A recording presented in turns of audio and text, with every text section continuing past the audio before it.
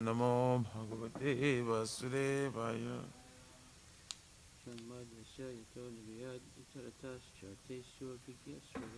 Janmadhyasya yatam vayaditaratascha tirsvabhigya swara. Tenne Brahma Hridaya Adhikavaye Mojanteja Suraya. Tejo Varimrita Jata Vinimayo Jatra Trisargam Nusya.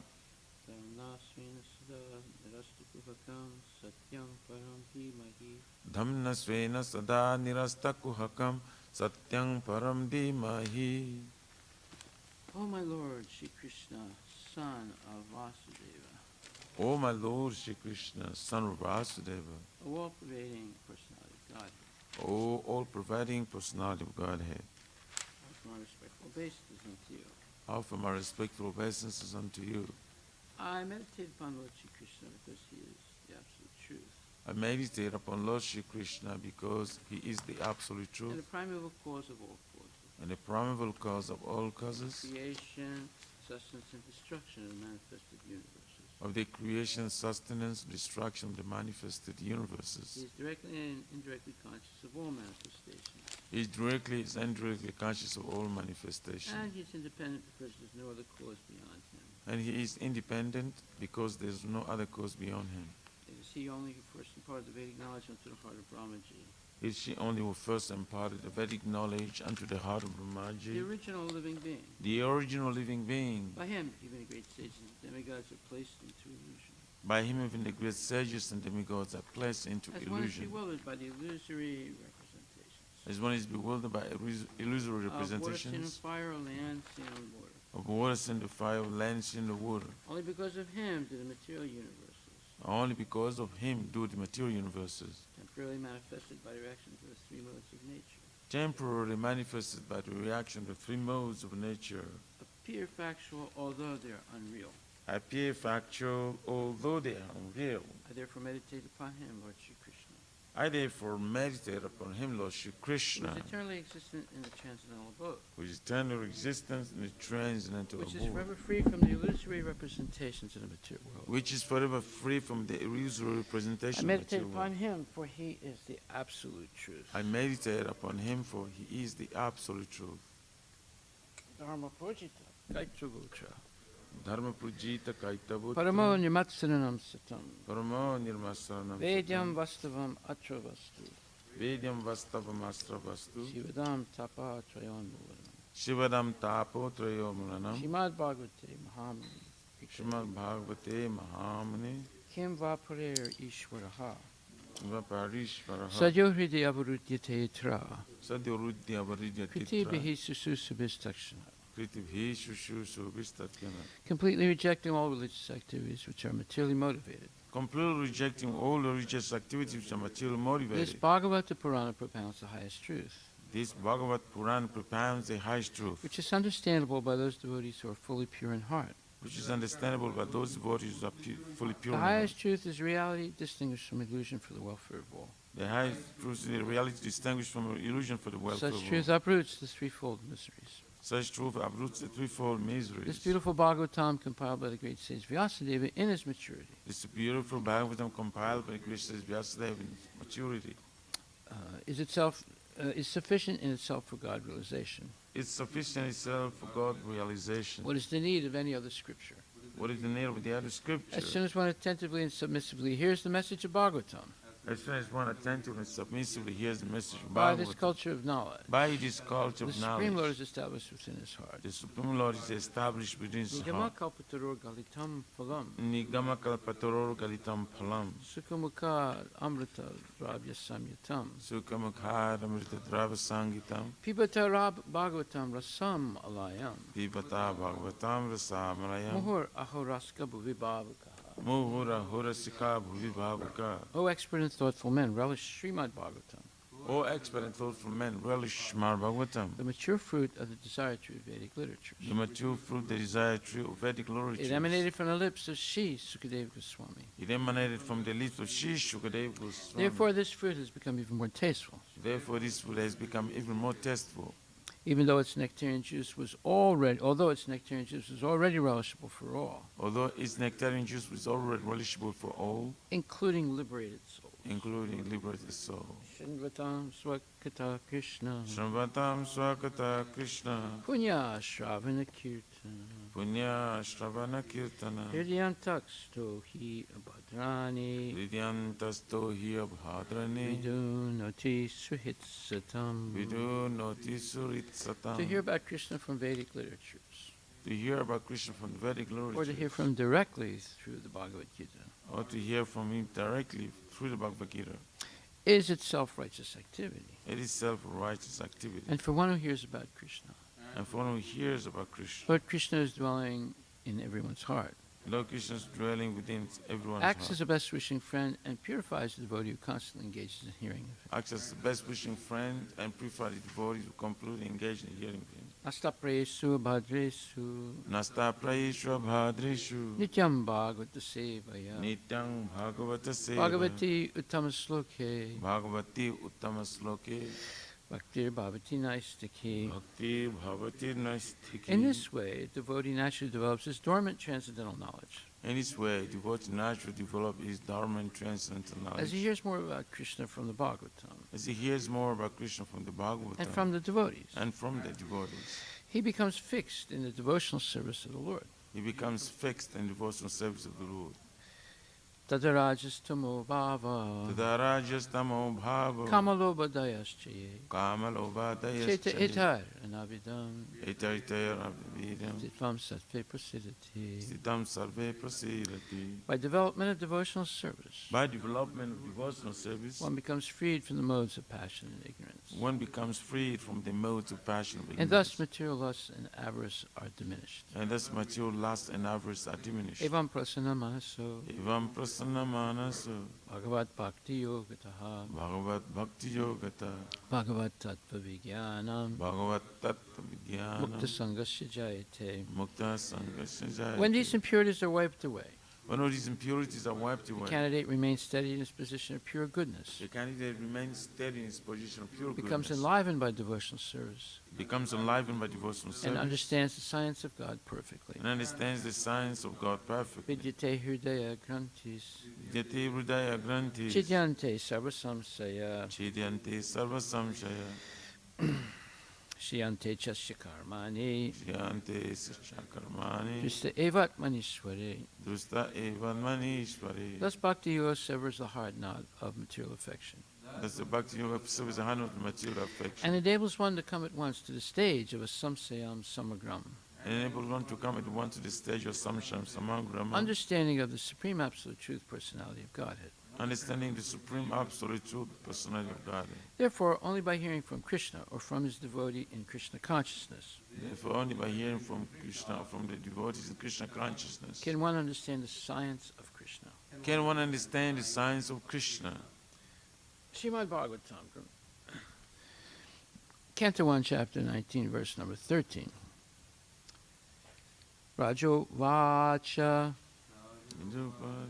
Aho Vayam Dhanayatam Nripanam Aho vayam dhanyatama nripanam Mahatamanu Grahaniya Silaha.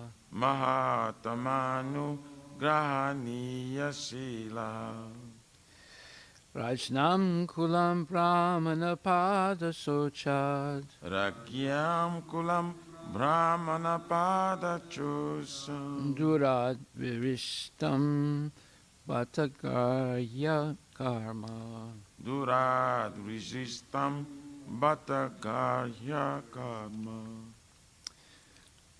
Translation by Srila Prabhupada. The fortunate king said, "Indeed, we are the most grateful of all the kings who are trained to get favors from the great souls. Generally, you," meaning the sages, "consider royalty as refuse to be rejected and left in a distant place." Purport by His Divine Grace, A.C. Bhaktivedanta Swami Srila Prabhupada.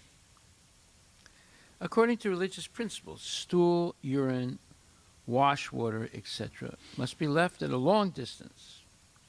Attached bathrooms, urinals, etc., may be very convenient amenities of modern civilization, but they are ordered to be situated at a distance from residential quarters. That very example is cited herein in relation to the kingly order for those who are progressively marching back to Godhead. Lord Sri Chaitanya Mahaprabhu said that to be in intimate touch with dollars and cents men, or the kingly order, is worse than suicide for one who desires to go back to Godhead. In other words, the Transcendentalists do not generally associate with men who are too enamored by the external beauty of God's creation. By advanced knowledge and spiritual realization, the Transcendentalist knows that this beautiful material world is nothing but a shadowy reflection of the reality, the kingdom of God. They are not, therefore, very much captivated by royal opulence or anything like that. But in the case of Maharaja Pariksit, the situation was different. Apparently, the king was condemned to death by an inexperienced Brahmana boy, but factually, he was called by the Lord to return to him. Other Transcendentalists, the great sages and mystics who assembled together because of Maharaj Parikshit's fasting unto death, were quite anxious to see him, for he was going back to Godhead.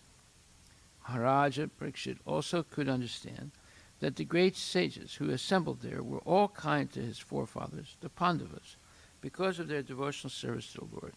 He therefore felt grateful to the sages for being present there at the last stage of his life, and he felt that it was all due to the greatness of his late forefathers or grandfathers.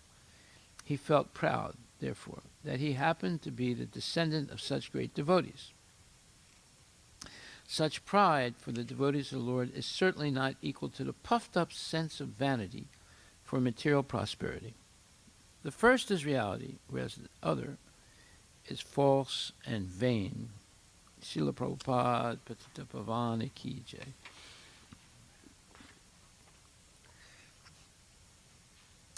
So this is very instructive because it shows that genuine devotees avoid intimate contact with materialistic persons. That doesn't mean they can't go out and preach, but they don't accept intimate contact. Intimate in the sense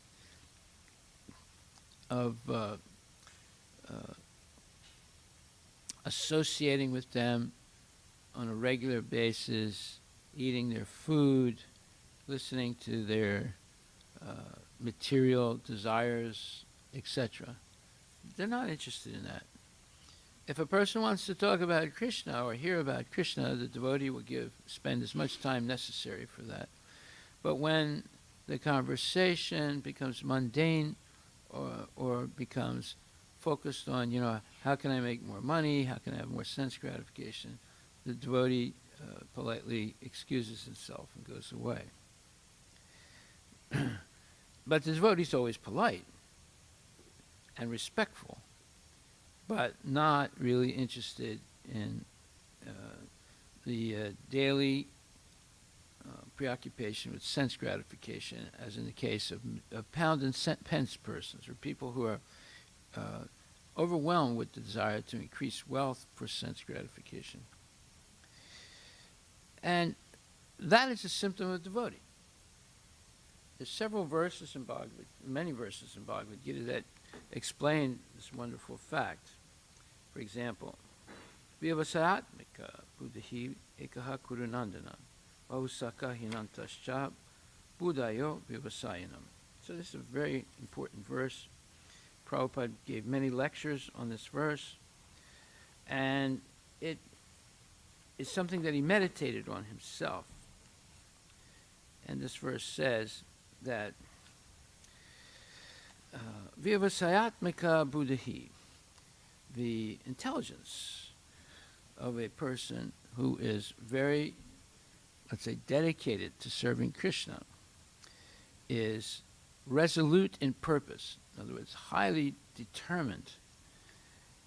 And the aim of such a person is one, that is to please Guru and Krishna, and also to always remain strictly on the path of Krishna consciousness, in the sense of satatam kirtiyanto mam chitantascha dhrutarvataha namasyantascha mam bhaktya nityamukta upasate. That is, that the devotee is always transcendentally surcharged with hearing and chanting about the opulences and qualities and pastimes of the Lord.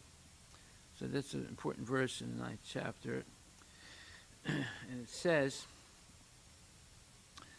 it describes the life of a devotee. The life of a devotee is dedicated to always chanting the glories of the Lord, endeavoring with great determination, bowing down before the Lord, and worshiping the Lord with love and devotion.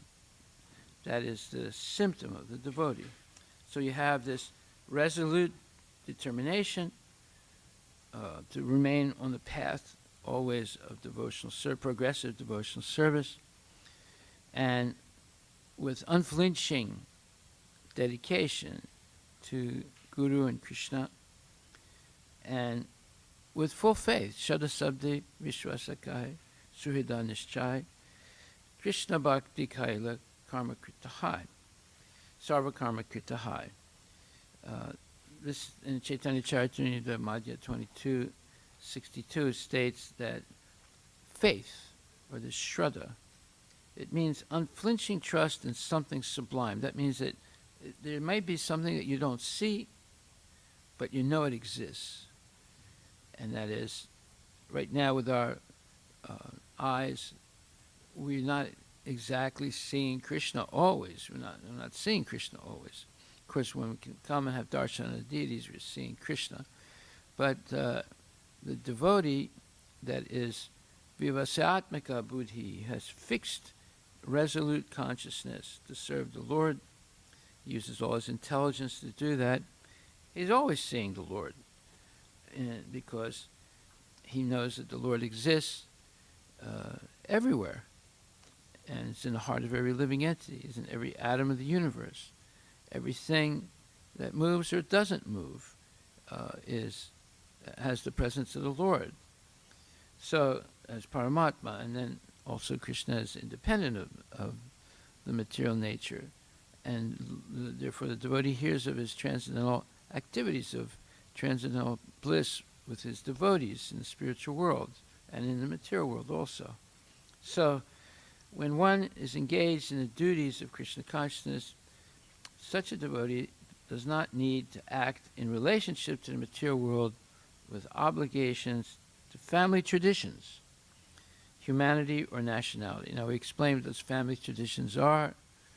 They are things like, in my family, our tradition was every Sunday we would eat chicken.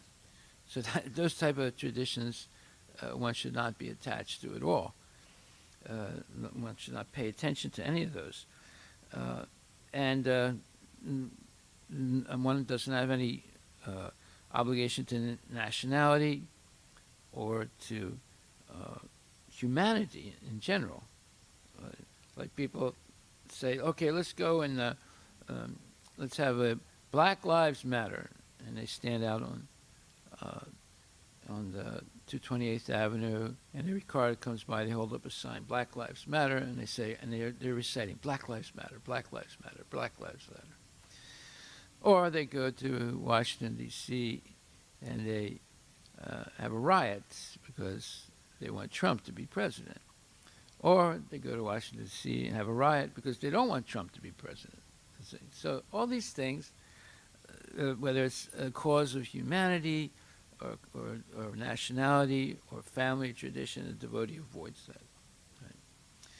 But he doesn't avoid helping people become Krishna conscious. Those same people that he might avoid because of mundane things, if they're interested a little bit to hear about Krishna, he'll spend the time trying to explain and answer their questions. So fruitive activities are the engagements of one's reactions from past good or bad deeds. So when we do get involved in these type of mundane activities or different schemes for making more money for sense gratification, those are reactions from our past sinful or pious activities. So when one is awake in Krishna consciousness, he need no longer endeavor for good results in his activities. When one is situated in Krishna consciousness, all activities are on the absolute plane, for they are no longer subject to dualities like good and bad.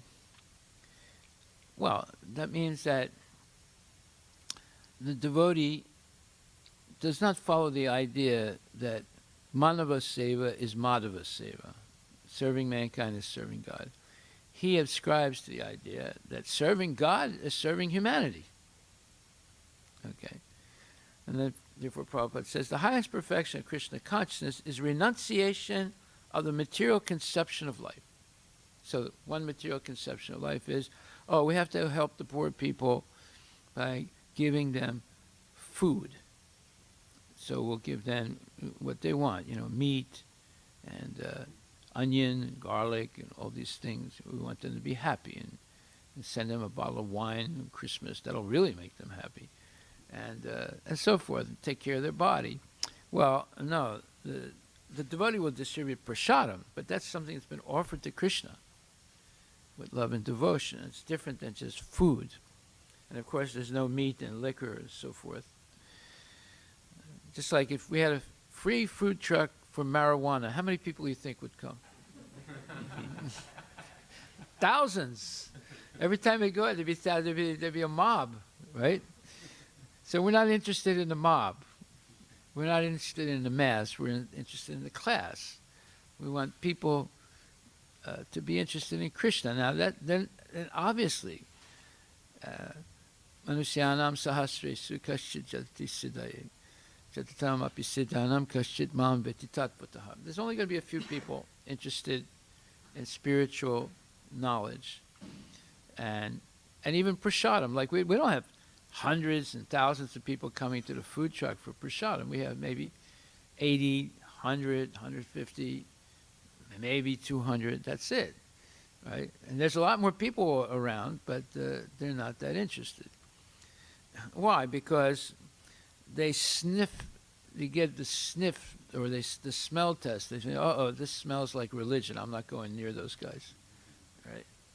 So, therefore, the resolute purpose of a person in Krishna consciousness is based on knowledge.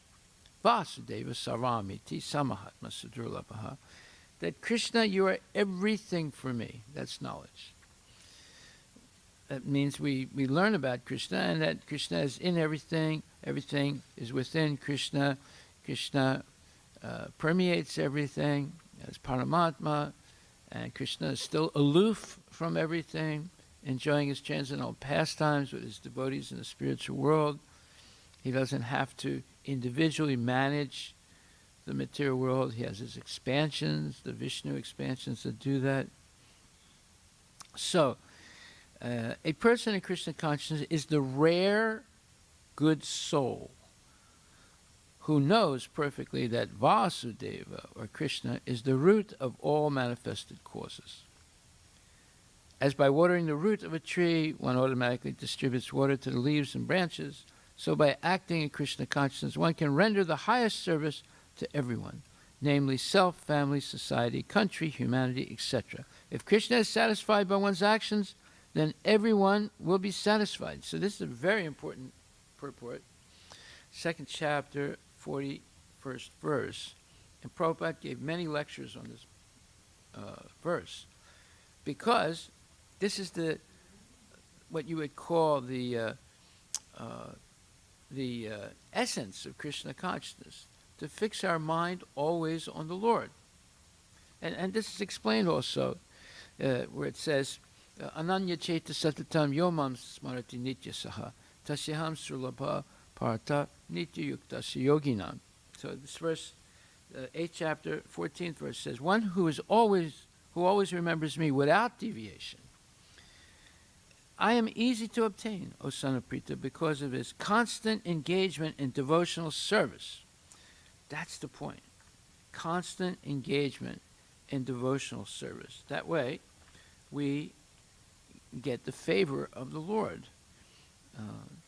So therefore it says, Nayamatma pravarchanena labyo na medaya bahuna shrutena yami evaisa renute tanum swam tanum swam yam evaisa renute tena labyas tasyaiva atma renute tanum swam.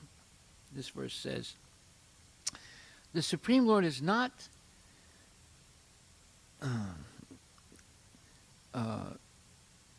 attained by expert explanations, by vast intelligence, nor even by much hearing. He is attained only by one who he, meaning Krishna himself, chooses. To such a person, he manifests his own form. Well, this is an important verse from the Katha Upanishad and Mundaka Upanishad. It's the same verses there in both Upanishads. Basically, it says that Krishna consciousness is not causal. Causal means, I did this, I did that, I did 1, 2, 3, 4, 5, 6, 7, 8, 9, 10 things, therefore I should get the mercy of Krishna. No. It's not like that. Doing things is good. It's not bad. Doing things in devotional service is very good. But it's not because I did these things that Krishna is obliged to reveal himself to me. So therefore it says, this verse, especially this verse 8:14, Ananya Cheta Satatam, describes the final destination attained by the unalloyed devotees who serve the Supreme Personality of Godhead in Bhakti Yoga. Previous verses have mentioned 4 different kinds of devotees: the distressed, the inquisitive, those who seek material gain, and the speculative philosophers. Different processes of liberation have also been described: karma yoga, jnana yoga, and hatha yoga. The principles of these yoga systems have some bhakti added, but this verse particularly mentions pure bhakti yoga, without any mixture of jnana, karma, or hatha. As indicated by the word ananya cheta, in pure bhakti yoga, the devotee desires nothing but Krishna. A pure devotee does not desire promotion to heavenly planets, nor does he seek oneness with the Brahmajyoti or salvation or liberation from material entanglement. A pure devotee does not desire anything.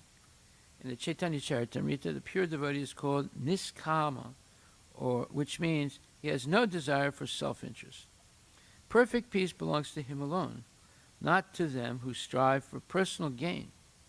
Whereas a jnana yogi, karma yogi, or hatha yogi has his own selfish interests.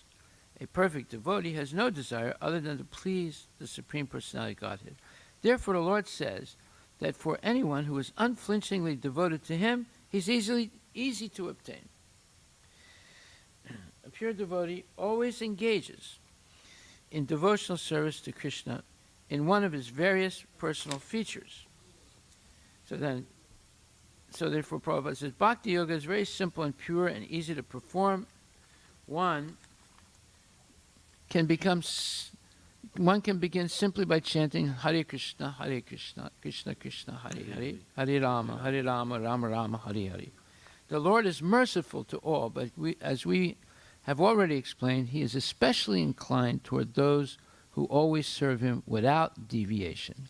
The Lord helps such devotees in various ways, as stated in Vedic Vedas. Yam evaisa renute tenalab yas tasya atma vivinate tanam swam. One who is fully surrendered and engaged in devotional service to the Supreme Lord can understand the Supreme Lord as he is. And as stated in Bhagavad Gita, the Dhammi Buddhi Yogam Tam, the Lord gives such a devotee sufficient intelligence so that ultimately the devotee can attain him in the spiritual kingdom. So you see, this is a very important verse, 8:14. It explains devotional service. And when there's some impediment due to, let's say, some material attachment in the life of a devotee, then Krishna gives them his super mercy, yasyaham anugrinami harishetan danam sanair. He takes away all his material opulence, puts him in destitute situation. And therefore, isha vidvam sita sisam. The Lord destroys one's material opulences, but enriches one in spiritual understanding. So if we lose everything, we should understand that the Lord is giving a special mercy to us so that we increase our spiritual understanding so that we can go back to Godhead. These are all precious instructions, but materialists, hearing this, would become very disturbed. Very, very disturbed. Therefore, there's more interesting information about this. There's a very nice verse, Srimad Bhagvatam 9.463. Aham bhakta paradino, hi asvatantra eva dvija, sadhubir grasta hirdayo bhaktir bhakta jana priya. The Supreme Personality of Godhead said to the Brahmana, I am completely under the control of my devotees. Indeed, I am not at all independent, because my devotees are completely devoid of material desires. I sit only within the cores of their heart. What to speak of, he says, my devotees are completely devoid of material desires. I sit only within the cores of their hearts. What to speak of my devotees, even those who are devotees of my devotees are very dear to me. So this is a very important verse, 9.463. Basically, it says that the devotees are anya bilasita sunyam jnana karmadya navritam anukulyena krishnana silanam bhaktir uttamam. They have no other desires and they have no material desires at all in the heart. The only desire is to think always of the Supreme Personality of Godhead, Krishna, and how to serve him best. And because of this transcendental qualification, the Supreme Lord is extremely favorable to the devotees, indeed not only to the devotees, but also the devotees of the devotees. So that's who we are. We are devotees of the devotees of the devotees of the devotees. Gopi Bhartar Padakamalayur Dasa Dasa Dasanu Dasa. That's who we are. We're the Dasa Dasa Dasanu Dasa, the servant of the servant of the servant of the pure devotees. So Narottam Das Thakur says, Chadiya Vaishnava Seva Nistarapaye Chakeva. Without being a devotee of a devotee, one cannot be released from material entanglement. Therefore, Chaitanya Mahaprabhu identified himself as Gopi Bhartar Padakamalayur Dasa Dasa Dasanu Dasa. He instructed us to become not directly servants of Krishna, but servants of the servant of Krishna. So therefore, Brahma, Narada, and Brahma, Narada, Vyasa, Sukadeva Goswami, these are all direct servants of Krishna. But we should be not direct servants of Krishna, but servants of the servants of Krishna. So devotees like Brahma, Narada, Vyasa, Sukadeva Goswami, Narada, Vyasa, and so forth, and the 6 Goswamis, they are absolute pure devotees. And Srila Prabhupada, Bhaktisiddhanta Saraswati Thakur, Gaura Babaji, Bhaktivinoda Thakur, Narottam Das Thakur, they are unalloyed devotees. So we should become servants of Prabhupada and the Vaishnava Acharyas. So, therefore, Vishwanath Chakravarti Thakur has written, Yasya Prasadat Bhagavat Prasada, Yasya Prasadana Nagatir Katopi, Tayam Stutvam Stasya Yasyasti Sandam, Govindam Adipur, and then, in other words, he says that unless one gets the mercy of the devotee, one cannot get the benediction of Krishna. Without the mercy of the devotee, one is completely devoid of any, let's say, benefit in devotional service. So if one sincerely serves a spiritual master, Krishna certainly becomes favorable to such a devotee. Following the instructions of a devotee is more valuable than following the instructions of the Supreme Personality of Godhead directly. So this is all in Srimad Bhagvatam 9.4.63. So here we see that Lord Chaitanya gave the example. Just like in this verse today, it says that Maharaj Parikshit says that normally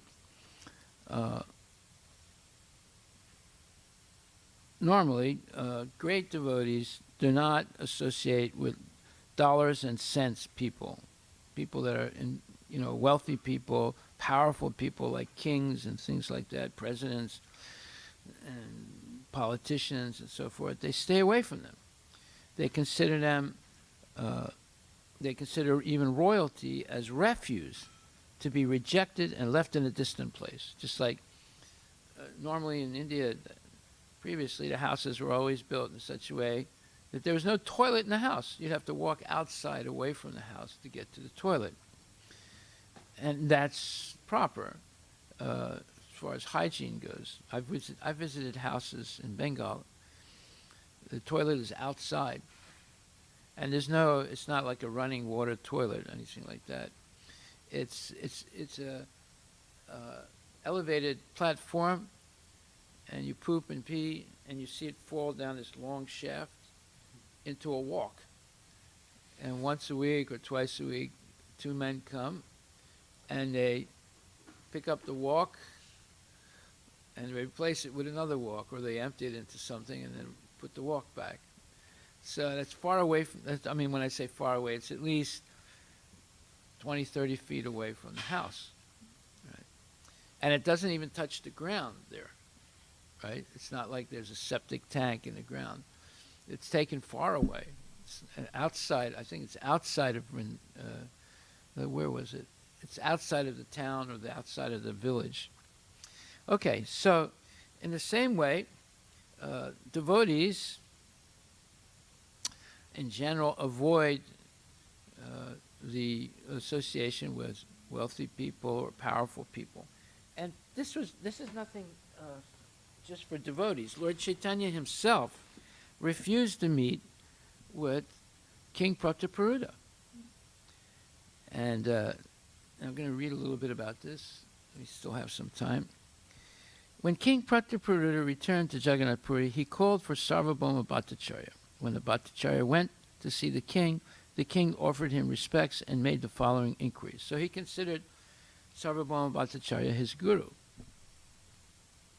The king asked, have you submitted my petition to the Lord Chaitanya?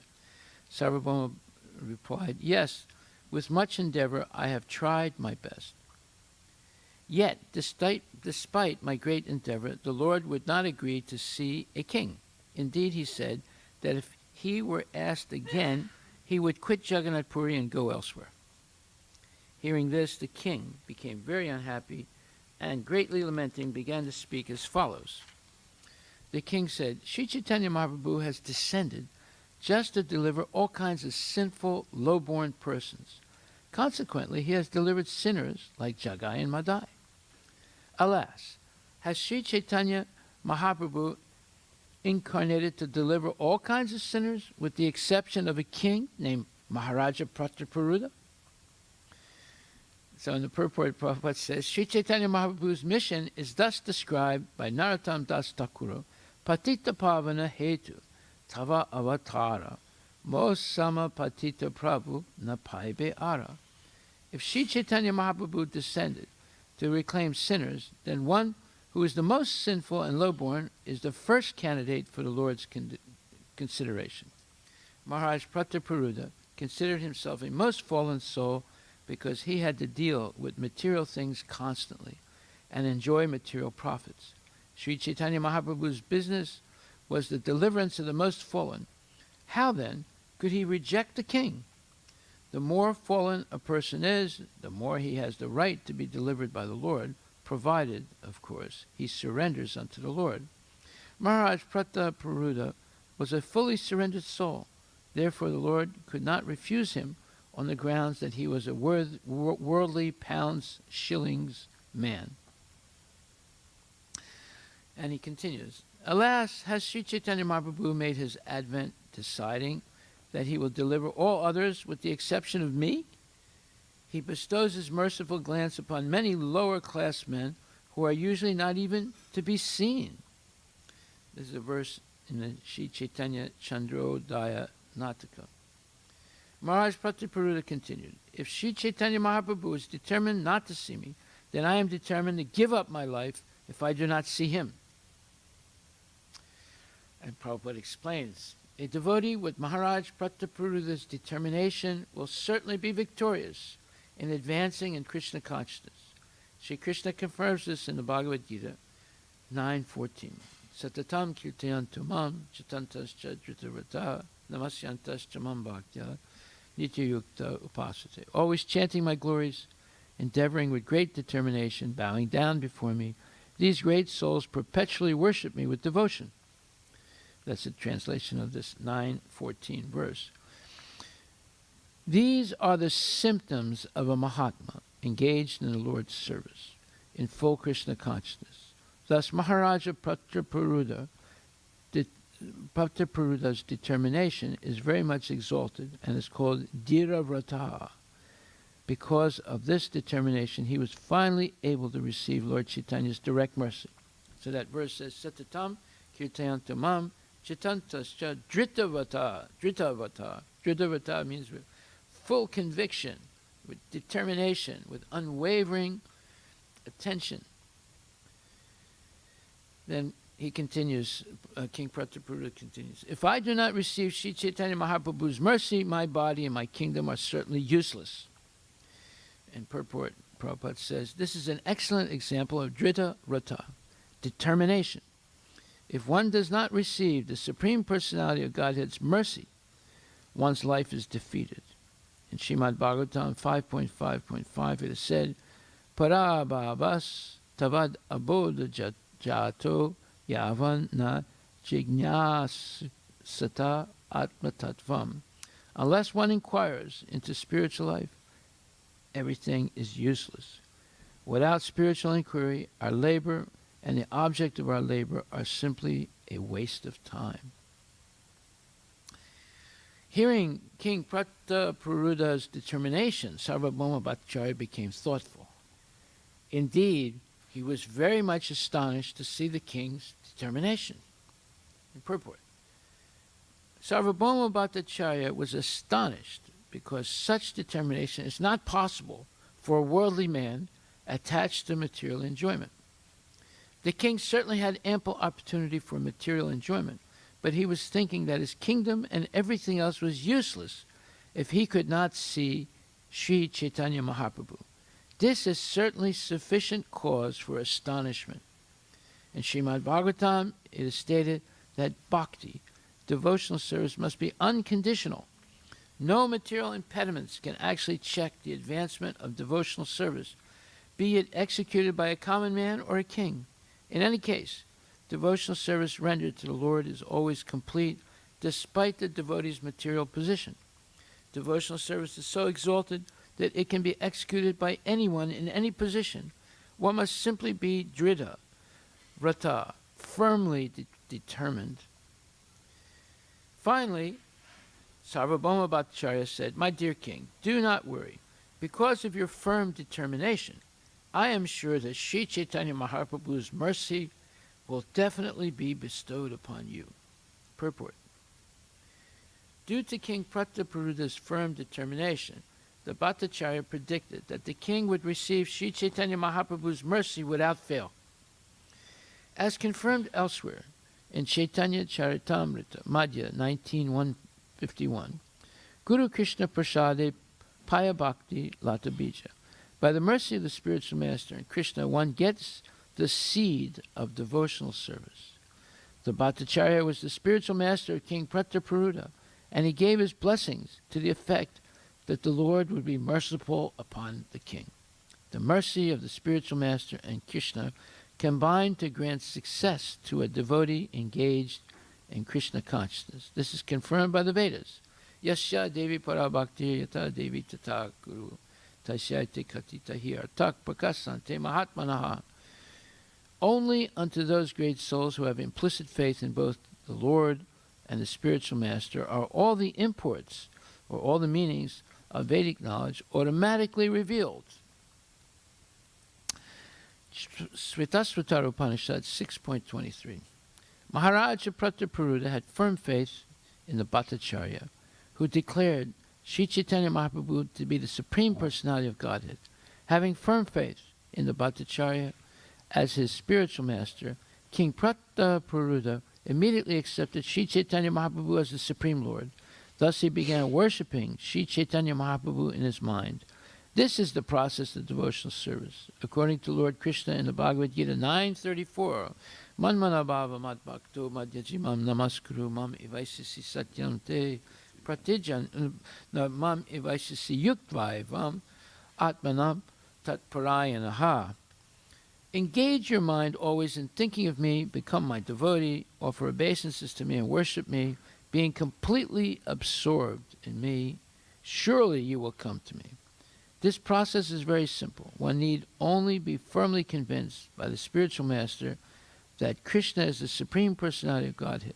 If one decides this, he can make further progress by thinking of Krishna, chanting of Krishna, and glorifying him.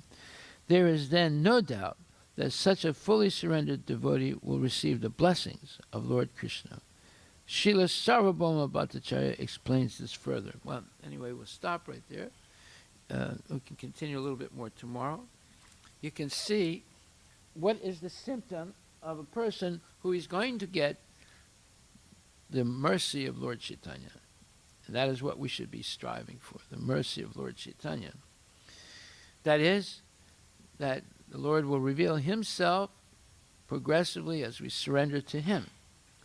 And as we surrender, we become more and more enlivened in devotional service. And all the different types of material desires that overburden the mind gradually go away, and we become fully absorbed in Krishna consciousness without any deviation of the mind to other things. Of course, we have obligations, family, children, and so forth. We can easily provide for them by having a pure mind and pure desires to please the Lord, because we'll be regulated in devotional service, so we can regularly see the deity in the morning, bow down, worship Tulsi Devi, hear Bhagavad Gita and Srimad Bhagvatam, have some prasadam, and then we can do all the other things that we have to do because of that regulated life based on Krishna consciousness. So we'll stop right there. Are there any questions?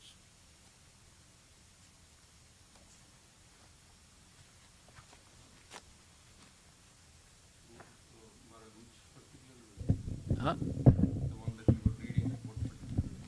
Oh, it says Chaitanya Charitamrita Madhya Lila, chapter 11, and starting from verse 41. And it goes on.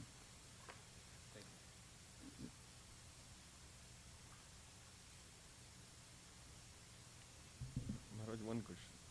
Speak in the microphone loudly.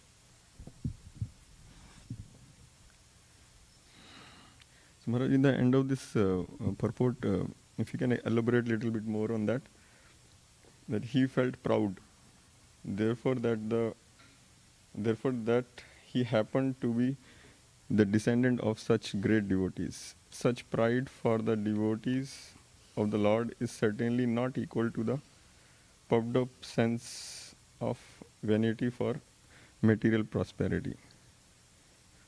So some time back we learned that devotees even not spiritually pride as well. They don't have a spiritual pride as well. So they are like thankful to Guru and they Krsna. don't have pride, mundane pride, not spiritual pride. There's So a this difference. It's always a difference between something that's mundane and something that's spiritual. All right? So if there's something that is in this world, it's contaminated. But the same thing in the spiritual world is pure. Just like if you philander with some other woman that's not your wife, that's a horrible thing. It's disgusting. But yet Krishna is dancing with the gopis, and all the gopis, most of them are married. But that's wonderful. Now, how is I mean, this is what stops a lot of people from understanding Krishna. A lot of people say, "Oh, I don't want to worship Krishna. You know, you're philandering, running around with other people's wives. I want to worship Rama. You know, you stay loyal to his wife." But even Rama, he sent his wife away. So I'm not so great about Rama either. Maybe I should just stick with Shiva. You know? So, yeah, these are stumbling blocks for materialistic people. But if there's something in this world, we should understand that those categories exist in the spiritual world also, but in a pure state, based on pure love for Krishna. So, therefore, if there's sex in this world, there's no need for sex in the spiritual world because everyone's eternal, right? You don't have to procreate. But there is purified sexual relationships in the sense of movements of the eyes, of body language, and different things like that, that one feels ecstatic pleasure hearing the Lord, serving the Lord, and with the idea of amorous love. But it's not a physical thing like it is in this world. It's based on exchanging deep emotional states of loving affection. See? So we don't understand these. I don't understand it either, but I'm trying to explain that whatever categories exist in this world, exist in the spiritual world also. Like, for example, if you say, well, are there bars and liquor drinking in the spiritual world? No. But there is nectar in the spiritual world. You know, that makes a person more Krishna conscious. What is a nectar? It's like hearing the flute of Krishna and tasting the embrace of Krishna, or seeing Krishna dancing. You know, so there's nectar in the spiritual world, but it doesn't have to be intoxicating liquor, right? So the categories that are in the material world, like, you know, there's trees and there's mountains and there's fish and there's rabbits, all that exists in the spiritual world. But there's no illicit sex, there's no gambling, there's no meat eating, there's no intoxication, there's no disease, right? There are no hospitals. But, you know, if there's someone, like, if Krishna is not feeling well, his mother will chant some mantras, or she'll give him milk, or she'll bathe his body with cow dung and cow urine, you know. So, I mean, there is cure, but the cure is loving affection rather than, you know, penicillin or whatever. So you see, the categories, the same categories in the material world are present in the spiritual world. But the downside is not there. Okay?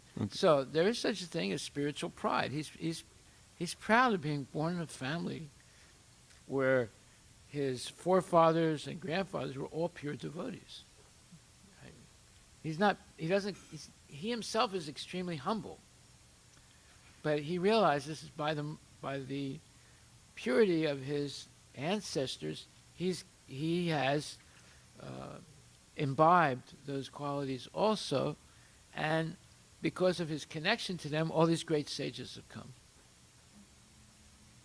Thank you. Yeah. Okay, thank you very much. All glories to Srila Prabhupada ki jai.